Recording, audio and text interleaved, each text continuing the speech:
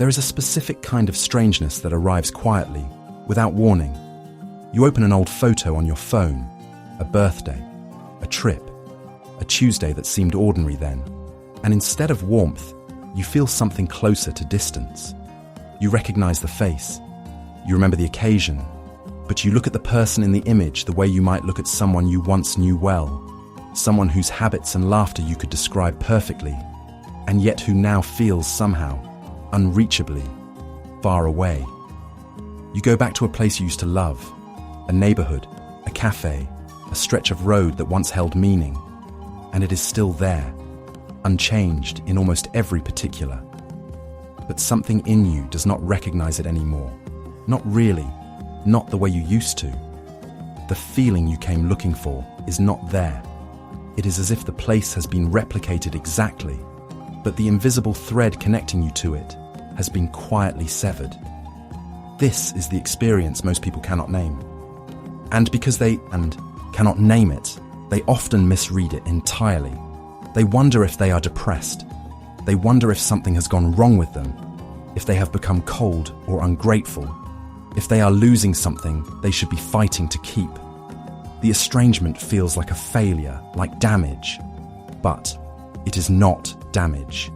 It is evidence. And understanding the difference between those two things may be one of the most quietly transformative recognitions available to a human being.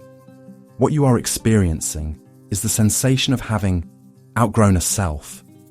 Not a life in the practical sense, not necessarily a career or a relationship or a city, though sometimes those do follow.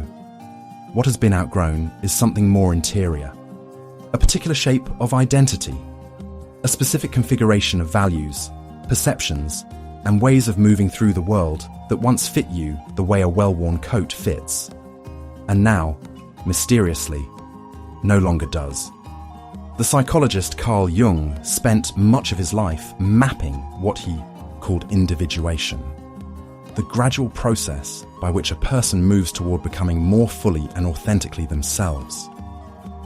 But he was careful about something that most people miss when they encounter this idea.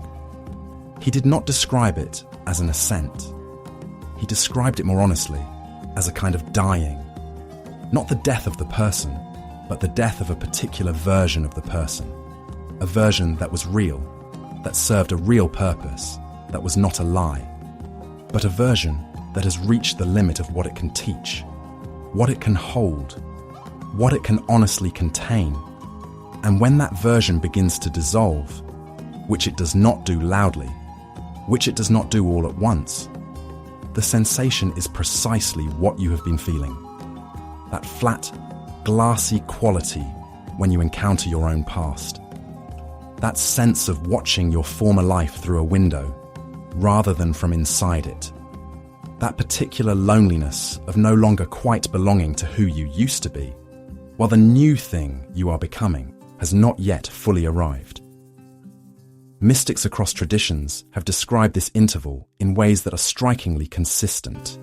The old form must go before the new one becomes visible.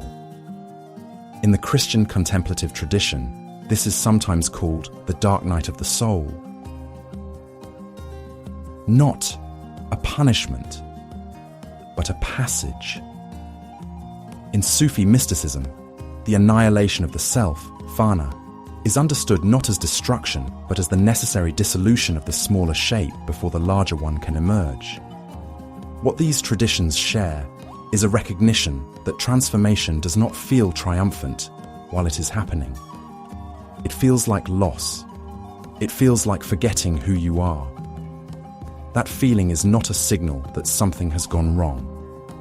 It is the signal that something is going right, but at a level you cannot yet fully see. There is a particular kind of conversation that begins to feel scripted during this time.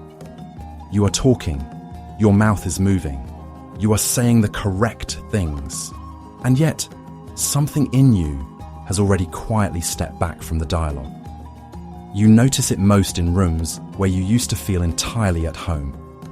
There is a slight but unmistakable sensation of mismatch, as though you are wearing something that no longer fits at the shoulders, nothing dramatic, but nothing quite right either.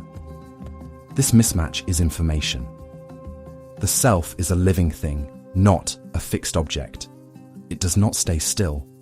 It requires, at certain intervals, the honest acknowledgement that the shape it has been inhabiting has become too small. Not because the shape was wrong, but because growth does not pause out of courtesy to the structures it has already filled. What makes this experience so disorienting is that you are, in a very real sense, between. The old self is no longer fully you. The new self is not yet coherent enough to recognize in the mirror. And so you exist for a time in a strange suspension. Not unhappy, not exactly, but unmoored. Uncertain of which memories to take with you, and which, all ones belong to someone you have already, quietly, ceased to be. The temptation during this time is to chase the old feeling, to go back to the places, the people, the habits that once produced a sense of belonging, and sometimes you do, with the best intentions. But the feeling does not return, because you are not the same instrument that once resonated with those particular frequencies. Something has been retuned, even if you did not choose it and cannot fully explain it. The more honest and useful thing to do, which is also the harder thing, is to stay with the strangeness rather than flee it. To recognize that the estrangement itself is the process. That the discomfort of not quite fitting your own past is not a wound. It is the sensation of moving forward. You cannot feel estranged from a life you have not already, in some essential way, begun to transcend. This is worth reading again, slowly. The feeling of distance from your former self is only possible because you have, on some level, moved. Distance requires space. Space requires movement. The fact that the old life feels like a costume rather than a skin is not evidence of emptiness. It is evidence of emergence. And emergence is rarely comfortable while it is underway. It is quiet. It is gradual. It is often mistaken for loss, precisely because the new thing has not yet made itself entirely known to you. But it is present. It is already shaping your perceptions, your questions, the silences that feel different now, the things you notice that you did not notice before. The philosopher Heraclitus said that you cannot step into the same river twice. Most people interpret this as a statement about the river, but it is equally a statement about you. The river changes, yes, but so do you, continuously, irreversibly, whether or not you have named it. The life that no longer feels like yours is not a mistake. It is a record of who you were when that life was the truest thing available to you. It served its purpose with complete honesty, and now it is offering you the most generous gift it can. The felt recognition that you have become someone for whom a larger, truer life is not only possible, but necessary. The strangeness is not the problem. The strangeness is the door.